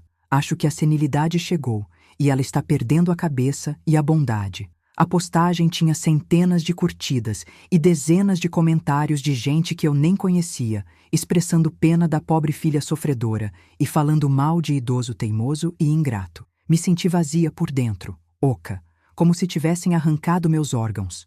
Minha própria filha me expondo assim para o mundo, mentindo na cara dura para ganhar likes e simpatia. E as pessoas acreditavam. Claro que acreditavam. É muito mais fácil e confortável acreditar que o velho fica ranzinza e mau do que aceitar a verdade feia de que um filho pode ser um monstro interesseiro. 2 semanas depois daquela postagem mentirosa na internet, a campanha de difamação de Bianca saiu do mundo virtual e bateu na minha porta de uma forma muito real e assustadora. Era uma quinta-feira chuvosa, cinzenta, e eu estava na sala tricotando uma manta para passar o tempo e acalmar os nervos quando a campainha tocou com aquela insistência oficial que faz o coração da gente disparar. Olhei pela câmera de segurança antes de abrir e vi uma mulher jovem, vestida com roupas formais e segurando uma prancheta, parada sob um guarda-chuva preto, acompanhada por um oficial de justiça que eu reconheci pelo crachá pendurado no pescoço. Respirei fundo, ajeitei meu cabelo no espelho do corredor e abri a porta, já imaginando do que se tratava, pois a doutora Catarina tinha me avisado que isso poderia acontecer. Dona Elsa, a mulher perguntou com uma voz neutra, profissional, mas com um olhar que varria meu rosto procurando sinais de demência ou desleixo. Sou assistente social do tribunal. Fui enviada por ordem do juiz para verificar uma denúncia de vulnerabilidade e incapacidade mental feita por sua filha, Bianca. O oficial de justiça atrás dela me estendeu um papel amarelo. É uma intimação para avaliação psicossocial urgente, senhora, ele disse. Precisamos entrar para verificar suas condições de moradia e higiene. Senti uma onda de indignação subir pelo meu pescoço, quente e pulsante. Minha própria filha tinha tido a coragem de ligar para o Estado, para a justiça, mentindo que eu vivia na sujeira, que eu não comia direito, que eu estava perdendo a noção da realidade, tudo para tentar me interditar à força e colocar as mãos no meu dinheiro. Mas em vez de gritar ou chorar, o que seria exatamente o que eles esperavam de uma velha desequilibrada, dei um passo para trás e abri a porta completamente com um sorriso calmo e convidativo. Por favor, entrem! Eu disse com a voz firme de quem não deve nada a ninguém.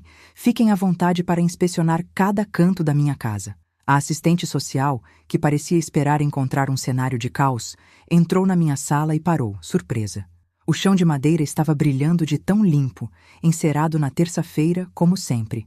Não havia poeira nos móveis, não havia louça suja na pia, não havia cheiro de remédio ou de fechado. Havia cheiro de bolo de laranja que eu tinha acabado de assar e de café fresco. A casa estava impecável, organizada milimetricamente, provando silenciosamente que a dona daquele lugar estava em pleno controle de suas faculdades. Ela caminhou pela casa, anotando tudo na prancheta. Abriu minha geladeira e viu que estava cheia de comida saudável, legumes, frutas, carnes, tudo com data de validade em dia. Entrou no meu banheiro e viu as toalhas dobradas, os remédios de pressão organizados em caixinhas com os dias da semana marcados corretamente. Foi até o meu quarto e viu a cama feita com lençóis cheirosos. Quando voltou para a sala, a postura dela tinha mudado completamente. A rigidez defensiva tinha dado lugar a uma expressão de confusão genuína. Dona Elsa, ela disse sentando-se no sofá, a denúncia que recebemos descrevia um cenário bem diferente. Dizia que a senhora estava acumulando lixo, que não se alimentava, que esquecia o gás ligado. Eu servi uma xícara de café para ela e para o oficial. Sentei na minha poltrona e olhei nos olhos dela. Eu sei exatamente o que a denúncia dizia, respondi tranquilamente, porque sei quem fez a denúncia. Minha filha e meu genro estão tentando criar uma narrativa de que estou senil porque cortei a ajuda financeira que dava a eles há anos. Eles querem meu dinheiro, minha querida, não o meu bem-estar. Então, fiz o que tinha feito com Bianca semanas antes. Peguei a pasta preta. Mas desta vez, mostrei para a representante da lei. Mostrei os laudos médicos recentes dos 3 especialistas atestando minha sanidade absoluta. Mostrei as fotos impressas das mensagens de texto abusivas de Bianca. Mostrei o registro das câmeras de segurança do dia em que eles invadiram minha casa gritando. A assistente social leu os documentos em silêncio e eu vi a indignação crescer no rosto dela. Mas desta vez, a indignação era a meu favor. Isso muda tudo, ela disse fechando a pasta com cuidado. Isso é prova de má-fé processual. A senhora está mais lúcida do que muita gente de 30 anos que eu atendo. Vou fazer um relatório extremamente favorável à senhora, Dona Elsa. Não se preocupe com a interdição, com o que estou vendo aqui hoje. Nenhum juiz em sã consciência vai tirar sua autonomia. Eles saíram da minha casa meia hora depois, me deixando com uma sensação de vitória, mas também com uma tristeza profunda. Minha filha tinha tentado usar o sistema de proteção ao idoso como uma arma contra a própria mãe. Isso era um nível de crueldade que eu não sabia que ela possuía. Na semana seguinte, fui ao escritório da doutora Catarina levar a intimação para a audiência preliminar que tinha sido marcada. Catarina leu o relatório da visita da assistente social, que já estava anexado ao processo online, e sorriu com satisfação. Dona Elza, eles deram um tiro no próprio pé, ela disse, batendo a caneta na mesa. O tiro saiu pela culatra de forma espetacular. O laudo da assistente social é elogioso. Diz que a senhora é um exemplo de organização e lucidez. E tem mais. Catarina virou o monitor do computador para mim. Lembra daquela postagem no Facebook que a Bianca fez falando mal da senhora? Nós printamos, registramos em cartório com ata notarial e agora estamos processando ela e o Adriano por calúnia, difamação e danos morais. Eles não vão apenas perder a chance de te interditar, eles vão ter que te indenizar publicamente por cada mentira que contaram. Senti um misto de alívio e peso. Processar a própria filha. Nunca, em meus piores pesadelos quando ela era bebê e eu a ninava no colo, imaginei que terminaria minha vida num tribunal contra ela. Mas a necessidade de defesa era maior que a culpa. Eles não me deram escolha, pensei comigo mesma. Eu tentei conversar, tentei impor limites, tentei avisar. Eles escolheram a guerra. A data da audiência chegou num dia de sol forte, um mês depois da visita da assistente social. Vesti meu melhor terninho azul marinho, calcei sapatos confortáveis e fui com Sara e Catarina para o fórum da cidade. O prédio era imponente, frio, cheio de gente apressada e advogados de terno falando alto nos corredores. Quando entramos na sala de espera da vara de família, vi Bianca e Adriano sentados no banco oposto. Eles pareciam diferentes. Bianca estava mais magra, com olheiras profundas que a maquiagem pesada não conseguia esconder, roendo as unhas nervosamente. Adriano, que sempre foi arrogante e cheio de si, parecia encolhido dentro do paletó barato que usava, batendo o pé no chão num tique nervoso constante. Quando eles me viram entrar, Bianca levantou a cabeça e nossos olhares se cruzaram. Por um segundo, esperei ver arrependimento, esperei ver a filha que um dia me amou. Mas o que vi foi raiva, uma raiva fria e calculista. Ela virou o rosto para o lado, recusando-se a me cumprimentar, e começou a cochichar algo no ouvido do advogado deles, um homem jovem e com cara de inexperiente que parecia estar suando frio ao ver a quantidade de pastas e documentos que a doutora Catarina carregava. O oficial de justiça chamou nossos nomes. Entramos na sala de audiência. O juiz era um homem de meia-idade, com óculos na ponta do nariz e uma expressão de quem já viu de tudo na vida e não tem paciência para mentiras. Sentei-me ao lado de Catarina, sentindo meu coração bater na garganta, mas mantendo a cabeça erguida. Do outro lado, Bianca e Adriano sentaram-se com o advogado deles. O juiz abriu o processo, folheou algumas páginas em silêncio, um silêncio que pareceu durar uma eternidade, apenas com o barulho do papel sendo virado. Então, ele levantou os olhos e olhou diretamente para Bianca e Adriano, por cima dos óculos. Li a petição inicial dos senhores, começou o juiz com uma voz grave que preencheu a sala, onde alegam que a senhora Elza sofre de demência senil, incapacidade de gestão financeira e que vive em condições subhumanas de negligência. Depois, olhou para o relatório da assistente social na mesa. E então, li o relatório da minha oficial de justiça, que visitou a casa da Red surpresa na semana passada. O juiz fez uma pausa dramática. Senhora Bianca, o senhor Adriano, a descrição que vocês fizeram da mãe da senhora não corresponde nem remotamente à realidade que foi encontrada. Na verdade, a discrepância é tão grande que beira a litigância de má-fé. O que os senhores têm a dizer sobre isso antes de eu passar a palavra para a defesa? O advogado de Bianca tentou falar, gaguejando, dizendo que talvez a mãe tivesse melhorado ou fingido estar bem no dia da visita, mas o argumento era tão fraco que morreu no ar. Bianca tentou interromper dizendo que eu era manipuladora, que eu tinha enganado a assistente social. O juiz bateu o martelo, pedindo silêncio. Chega, ele disse ríspido. Vamos ouvir a dona Elza. A doutora Catarina se levantou e começou a apresentar nossa defesa. Ela não apenas defendeu, ela atacou. Apresentou a pasta preta inteira. Os empréstimos não pagos, as gravações de áudio, os vídeos das câmeras de segurança, as postagens difamatórias na internet. Enquanto Catarina falava e mostrava as provas, vi Bianca afundar na cadeira. Vi Adriano passar a mão na cabeça, desesperado. A cada nova prova apresentada, o castelo de mentiras que eles tinham construído desmoronava tijolo por tijolo na frente do juiz. Quando Catarina finalmente terminou de falar e se sentou, o juiz ficou em silêncio por um longo minuto, analisando tudo. Ele olhou para mim com uma expressão que não era mais neutra, era de respeito. Dona Elsa, ele disse, a senhora quer dizer alguma coisa para este tribunal? Levantei-me devagar. Minhas pernas tremiam, mas minha voz não. Excelência, eu disse, olhando para o juiz e depois para minha filha. Eu trabalhei 40 anos para ter uma velhice digna. Criei essa menina com todo o amor que uma mãe pode dar.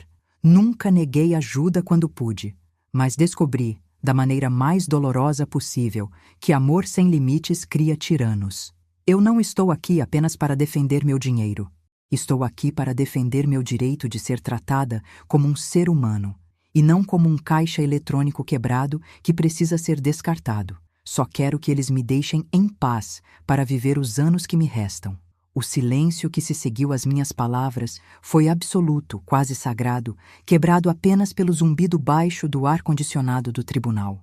O juiz tirou os óculos lentamente, limpou as lentes com a barra da toga e olhou para Bianca e Adriano com uma expressão que misturava descrença e um desprezo contido. Ele não precisou gritar.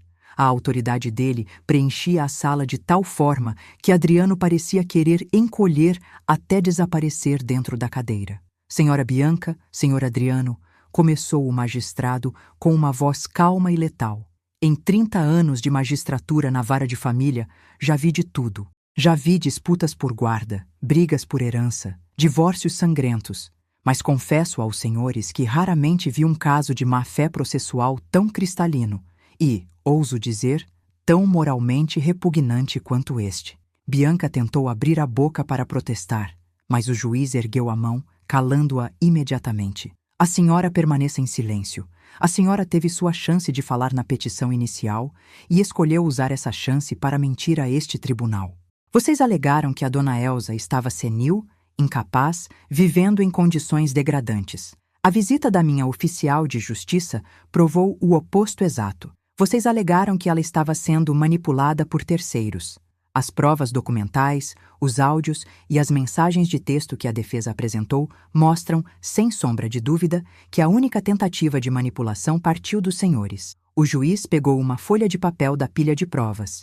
Era a cópia da postagem difamatória do Facebook. E como se não bastasse tentar usar o Estado para interditar uma cidadã plenamente capaz apenas para acessar seus recursos financeiros, os senhores iniciaram uma campanha pública de difamação. Ele leu um trecho em voz alta, com desgosto. A senilidade chegou e ela está perdendo a cabeça. Isso, senhora Bianca, postado numa rede social aberta, enquanto sua mãe passava nos testes cognitivos com notas máximas, não é apenas uma mentira. É um crime contra a honra. É uma violação do Estatuto do Idoso. É uma crueldade que me faz questionar que tipo de filha a senhora é.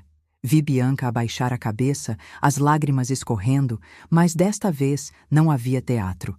Era a vergonha nua e crua de ser exposta, despida de suas máscaras na frente de estranhos. Adriano estava pálido, suando bicas, olhando para o relógio na parede como se desejasse que o tempo acelerasse para tirá-lo dali.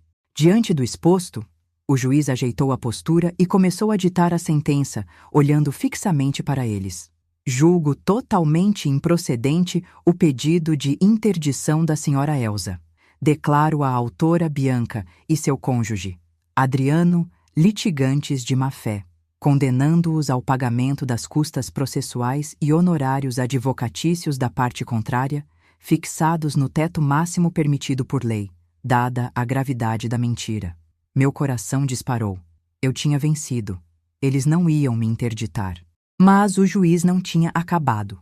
Além disso, continuou ele, folheando outra parte do processo, acolho integralmente o pedido reconvencional da defesa. Com base no Estatuto do Idoso e nas provas de ameaça e coação financeira, expresso neste ato uma medida protetiva em favor da dona Elsa. Os senhores estão proibidos de se aproximar dela a menos de 200 metros, proibidos de entrar em sua residência sem convite expresso e proibidos de manter contato telefônico ou virtual, sob pena de prisão imediata por desobediência. Adriano engasgou. Prisão, ele sussurrou, aterrorizado. E, finalmente, o martelo do juiz pairou no ar. Condena os autores ao pagamento de indenização por danos morais à ré, pela difamação pública e pelo estresse emocional causado, no valor de R$ 20.000, corrigidos monetariamente a partir da data daquela postagem infame. Sentença publicada em audiência. Saiam da minha sala. O martelo bateu. O som seco foi o ponto final naquela história de terror. Catarina apertou minha mão com força debaixo da mesa, sorrindo discretamente. Acabou, Elsa, ela sussurrou. Eles não podem mais te tocar. Levantei-me, sentindo as pernas bambas, mas a alma leve. Bianca e Adriano se levantaram também, atordoados, como dois pugilistas que levaram um nocaute no primeiro round e não sabem onde estão. O advogado deles recolhia os papéis apressadamente, evitando olhar para o juiz, claramente envergonhado de ter defendido aquela causa perdida. Saímos para o corredor do fórum. A luz do sol entrava pelas janelas grandes, iluminando a poeira que dançava no ar. Bianca parou perto do bebedouro e se virou para mim. Ela estava chorando de verdade agora, com o rosto manchado de rímel, tremendo. Por um momento, a mãe dentro de mim quis ir lá, quis abraçar, quis dizer que ia ficar tudo bem. Mas então, lembrei das ameaças, lembrei do asilo, lembrei da ganância, e fiquei parada onde estava. Mãe, ela disse com a voz fraca. R$ 20.000? A gente não tem esse dinheiro. A senhora sabe que a gente está quebrado. O Adriano está devendo no banco. Se a gente tiver que pagar isso, vamos perder o carro, vamos ficar na miséria. Olhei para ela com uma tristeza profunda, não raiva, apenas uma decepção infinita. Vocês deveriam ter pensado nisso antes de tentar me destruir, Bianca. Respondi calmamente. Vocês tinham uma escolha. Podiam ter sido honestos. Podiam ter sido gentis. Escolheram a guerra porque acharam que eu era fraca. Agora vão ter que pagar o preço da guerra. Mas eu sou sua filha, ela gritou, atraindo olhares de quem passava no corredor. A senhora vai mesmo deixar a justiça tirar tudo o que a gente tem? Não é a justiça que está tirando, Bianca, eu disse, ajeitando a alça da minha bolsa. É a consequência das suas próprias ações. E sobre o dinheiro, considere que é o pagamento de todos aqueles empréstimos que vocês pegaram e nunca me devolveram. A conta chegou. Virei as costas para ela. Foi o movimento mais difícil que já fiz na vida. Meu corpo queria ficar, meu instinto materno gritava, mas minha razão sabia que se eu cedesse agora, se eu perdoasse aquela dívida, se eu abrisse a porta de novo, o ciclo de abuso recomeçaria amanhã mesmo. Adriano tentou vir atrás de mim, mas o segurança do fórum, que tinha ouvido a sentença lá dentro, deu um passo à frente e bloqueou o caminho dele com o braço. O juiz disse 200 metros, cidadão. O segurança disse, com voz grossa. Afaste-se da senhora agora mesmo ou chamo a viatura. Adriano recuou, praguejando baixinho. Saí do prédio do fórum e respirei o ar puro da rua. O sol estava quente no meu rosto. Sara estava me esperando na calçada, roendo as unhas de ansiedade. Quando me viu sorrir, ela correu e me abraçou. Não precisou perguntar nada. A minha postura ereta dizia tudo. Naquela noite, dormi como não dormia há meses, sem pesadelos com asilos, sem medo de ouvir a chave girar na porta sem aviso. A casa estava trancada, segura, e pela primeira vez o silêncio não era solitário, era pacífico. Mas a vitória no tribunal não foi o fim da história. Foi apenas o começo da queda deles. Porque em cidades pequenas e bairros onde todo mundo se conhece, as notícias correm rápido, e a verdade sobre o que aconteceu naquela sala de audiência se espalhou como fogo em palha seca. Bianca e Adriano acharam que podiam destruir minha reputação, mas esqueceram que a verdade tem um hábito teimoso de aparecer. E quando ela apareceu, a vida deles virou de cabeça para baixo de uma forma que nem eu poderia ter previsto. Dizem que a mentira tem pernas curtas, mas num bairro antigo onde todo mundo se conhece desde criança, a verdade tem asas e voa na velocidade da luz. A sentença do juiz não ficou trancada dentro das paredes frias do fórum. Ela vazou para as ruas como água rompendo uma represa, carregada pelas bocas das minhas vizinhas fiéis, lideradas por Sara, que fez questão de limpar meu nome com a mesma dedicação com que cuidava do próprio jardim.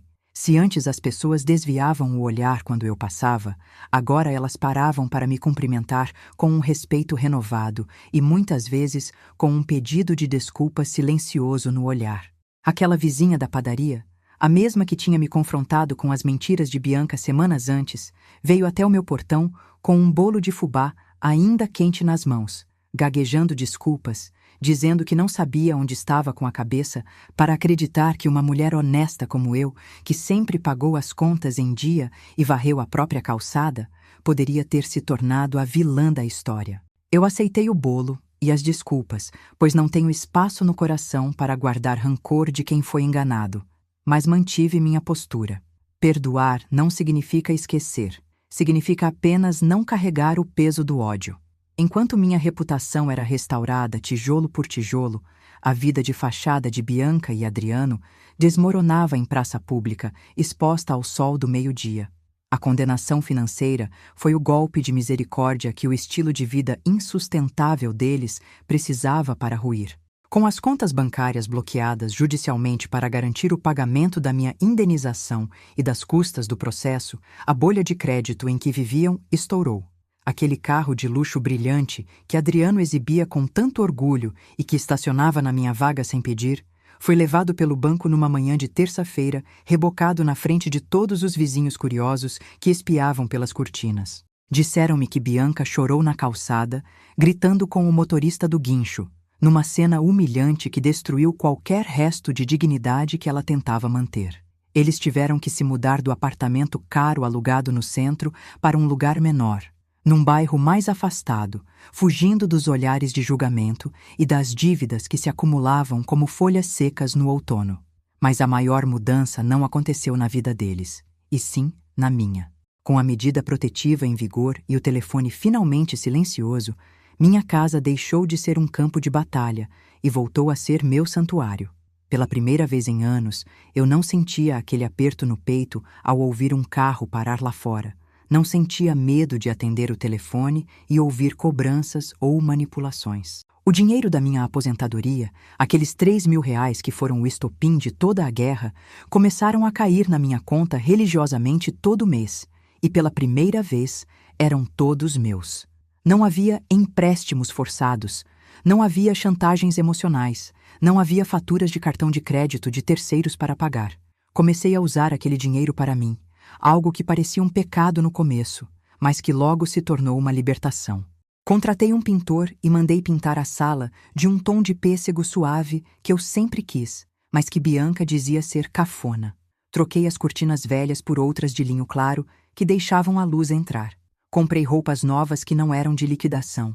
Fiz um pacote de massagem para as minhas costas cansadas e, o mais importante, comecei a viver. Entrei num grupo de viagens para a terceira idade com a Sara e fomos passar um fim de semana num hotel fazenda em Minas Gerais, onde comi comida feita no fogão a lenha, ri até a barriga doer e dancei forró numa noite estrelada, sentindo-me viva, vibrante e dona do meu próprio nariz.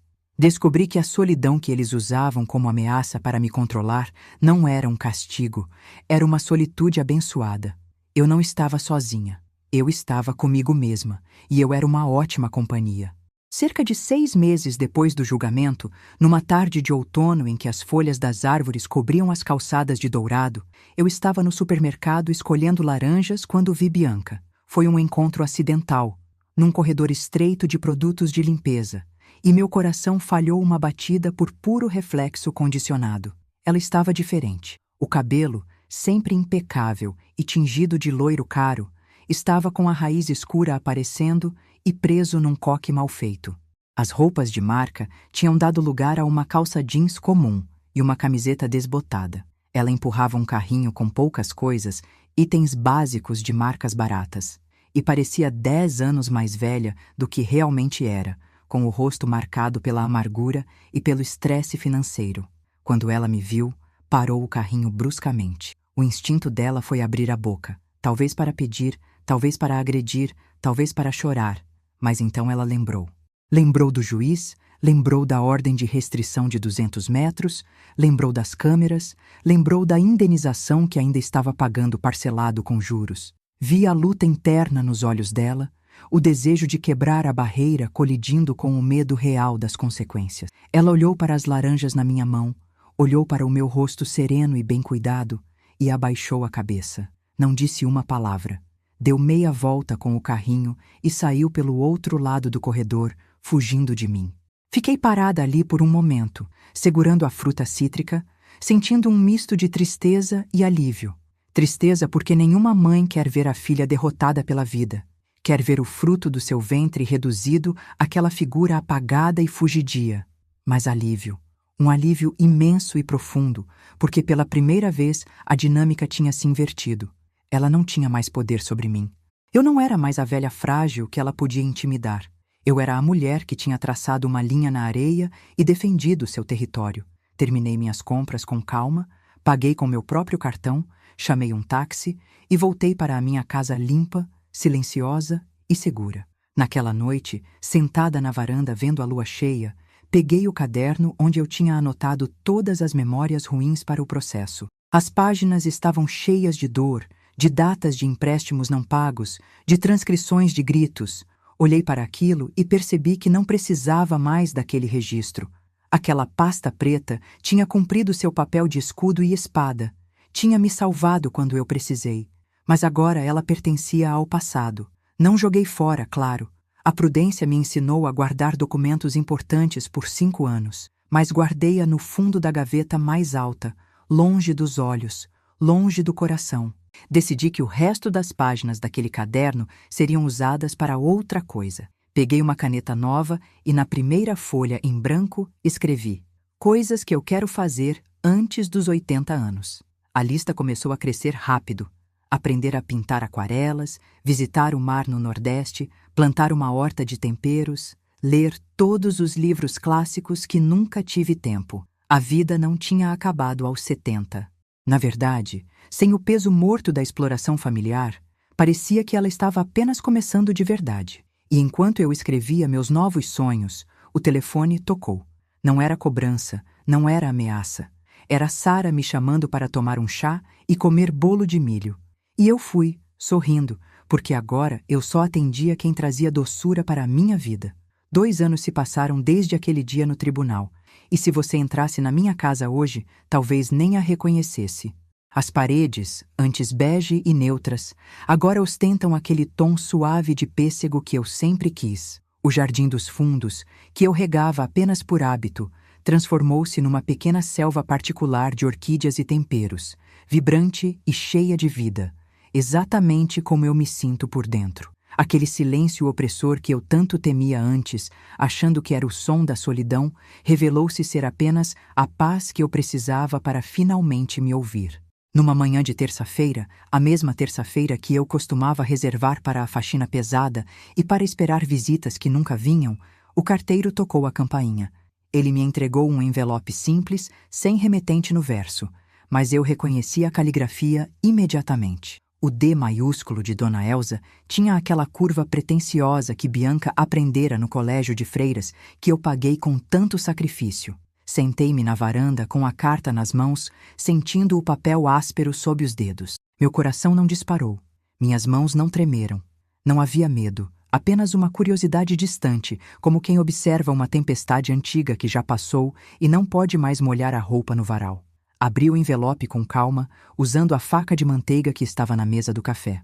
A carta era longa, escrita em folhas de caderno arrancadas. Bianca dizia que Adriano tinha ido embora, que o casamento não resistiu à falta de dinheiro e às brigas constantes depois que perderam o carro e o apartamento.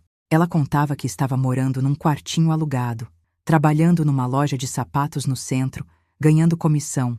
Dizia que sentia saudades da minha comida, do meu cheiro, das nossas conversas de antigamente. Pediu perdão 1000 vezes, jurou que tinha mudado, que tinha aprendido a lição, que a vida tinha sido dura com ela. Eu li cada palavra, sentindo uma pontada de tristeza materna, aquela dor antiga que nunca vai embora totalmente. Mas então, cheguei ao último parágrafo. Ali, escondido no final, como uma cobra na grama alta, estava o verdadeiro motivo da carta. Mãe, eu sei que a justiça proibiu, mas estou com o aluguel atrasado e eles vão me despejar.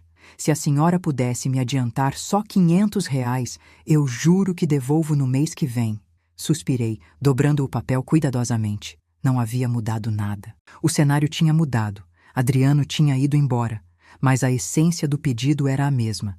Eu ainda era vista como a solução financeira, o estepe para as crises que ela mesma criava, a manipulação emocional, a história triste e depois a fatura.